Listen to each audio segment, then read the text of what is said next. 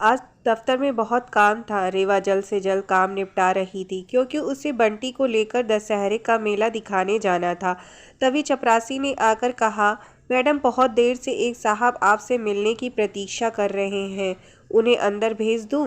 भेज दो, कहकर रेवा फिर फाइलों में व्यस्त हो गई। क्या मैं सुनकर रेवा चौंक पड़ी।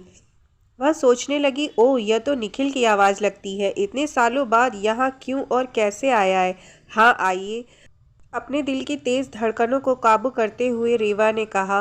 पर्दा खुला और आशा के अनुरूप ही निखिल के दरवाजे के भीतर आया। जैसे ही उसकी नज़र रेवा पर पड़ी, वह चौंक पड़ा और हकलाते हुए बोला, रेवा तुम? मेरा मतलब है मैडम रेवा चौधरी, नगर आयुक्त। हाँ मैं ही हूँ, कहिए किस काम से आना हुआ? रेवा ने अपने भीतर उमड़ रहे तूफान को संयत करते हुए शांत स्वर में पूछा। मैं अपनी ज़मीन पर एक अस्पताल बनवाना चाहता हूँ। उसकी फ़ाइल आपके यहाँ जमा है। यदि अनुमति मिल जाती तो आपकी बड़ी कृपा होती मैडम। निखिल ने मैडम शब्द पर खासा जोर दिया। अभी मैं जल्दी में हूँ, पहले सारे कागजात देख लूँ। जैसा होगा आपको मेरा स्टाफ सूचित कर देगा, कहकर रेवा अपनी कुर्सी से उठ खड़ी हुई। निखिल उठकर बाहर चला गया। रेवा ड्राइवर को घर चलने को कहकर गाड़ी में बैठ गई। बैठते ही स्मृतियों ने उसे आ घेरा और पुरानी यादों की गलियों में भटकने लगी।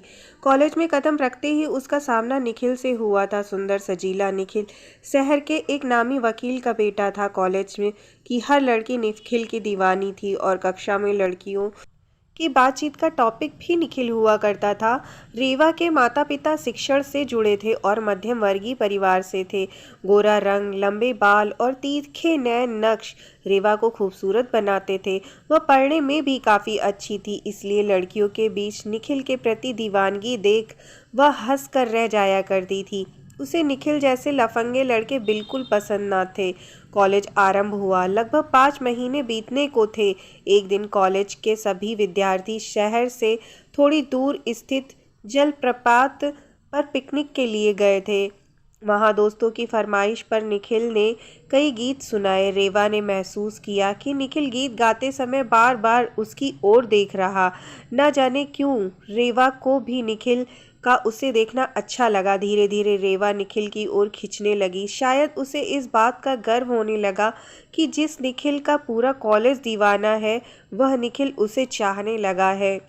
अब निखिल और रेवा के प्रेम के बारे में सभी को पता था और कॉलेज की लड़कियां रेवा की किस्मत से ईर्ष्या करने लगी थीं। फाइनल ईयर खत्म होने को था। परीक्षा से पहले एक दिन निखिल रेवा को जिद करके अपने घर ले गया। उस समय निखिल के घर वाले किसी विवाह में शामिल होने के लिए बाहर गए हुए थे। निखिल ने मौके का फायदा उठाना चाहा, परंतु रेवा किसी तरह वहां से बचकर आ पाई थी। उसे वापस घर पहुंचने कर निखिल से और स्वयं अपने आप से नफरत होने लगी। रेवा सोचने लगी कि आज तो अनर्थ ही हो जाता। गलती मेरी ही है, मैं ही निखिल की बातों में और प्यार के झूठे खेल में आ गई। मैंने क्या सोचा था और वह कैसा निकला। फाइनल की परीक्षा देकर रेवा दूसरे शहर चली गई और सिविल सर्विसेज की परीक्षा की तैयारी में जी जान से जुट गई। अथक परिश्रम और प्रबल इच्छा शक्ति से रेवा ने सिविल सर्विसेज की परीक्षा उत्तीर्ण कर ली। उस दिन के बाद रेवा ने निखिल से अपने सारे संबंध तोड़ लिए। हालांकि निखिल ने रेवा की सहेलियों के माध्यम से एक दो बार संपर्क करने का प्रयास भी किया, परंतु रेवा का तो जैसे प्यार से विश्वास ही उठ गया था। आज इतने सालों बाद रेवा ने विवाह नहीं किया। एकाएक गाड़ी रुकने के साथ ही रेवा की त्रंदा टूटी। माँ ने दरवाज़ा खोला तो रेवा का चेहरा पढ़कर बोली, क्या बात है, तू इतना परेशान क्यों दिख रही है? कुछ नहीं माँ, ऑफिस में ज़्यादा काम था। बंटी कहाँ है? उसको आज मेला घुमाने का प्रॉमिस किया था मैंने, रेवा माँ से पूछ बैठी। बंटी तो बहुत देर से सज संवर के बैठी है, तेरे इंतज़ार में। कुछ नहीं तो 10 बार पूछ चुकी है, मम्मा कब आएगी। बेटा तू कब तक विवाह नहीं करेगी? ठीक है तूने बंटी को अनाथ आश्रम से गोद लिया है, परंतु उसे भी तो पिता का प्यार चाहिए। और क्या तू नहीं चाहती कि तेरे अपने भी बच्चे हों? फिर लोग भी कैसी कैसी बातें करते हैं कि तू कुंवारी होकर बच्ची की माँ बन गई। माँ ने हमेशा की तरह रेवा को समझाने की चेष्टा की। तब तक 4 साल की छोटी बच्ची गोल मटोल बंटी वहाँ आ गई, रेवा के गले में बाहें डाल दी। मम्मा, मैं कब से आपका वेट कर रही थी, मेला देखने चलो ना। रात को थककर बिस्तर पर लेटी रेवा की आंखों से नींद कोसों दूर थी। रह रहकर निखिल का चेहरा उसकी आंखों के सामने घूम रहा था। निखिल उसका पहला और आखिरी प्यार था, रेवा सोचने लगी। पता नहीं निखिल ने विवाह किया होगा या नहीं, क्या पता वह भी अभी तक मुझे भूल पाया है या नहीं। परंतु अगले ही क्षण उसका दिमाग उसकी भावनाओं पर हावी हो गया। यह कैसी मूर्खतापूर्ण बातें सोच रही हूँ मैं। निखिल का विवाह हुआ हो या नहीं, उससे मुझे क्या फर्क पड़ता है। निखिल ने अपने दौलत के नशे में चूर होकर मेरे प्यार का अपमान किया। वह मुझे एक बेजान गुड़िया समझ मेरी भावनाओं से खेलता रहा।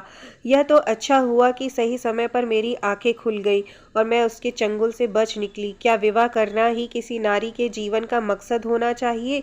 क्या पुरुष के बिना नारी संपूर्ण नहीं है? आज मैं सशक्त हूँ तो मुझे दूसरी बच्चियों और महिलाओं को संबल प्रदान करना चाहिए। आखिर मैंने सिविल सेवा भी इसीलिए चुनी है कि मैं समाज के उत्थान में अपना योगदान दे सकूं।